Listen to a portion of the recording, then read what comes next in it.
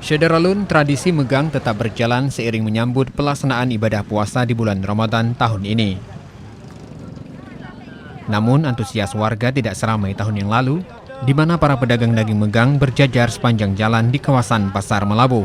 Tahun ini penjualan daging megang lebih banyak dilakukan di desa-desa guna mematuhi instruksi pemerintah agar membatasi aktivitas keramaian dalam upaya mencegah penyebaran wabah COVID-19.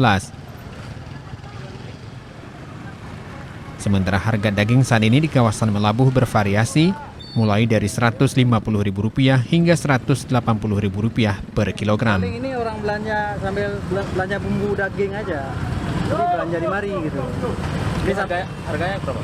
Harganya kalau tadi pagi bisa 17-18, tapi sekarang udah 16-15 gitu. Paling habis beli langsung pulang gitu.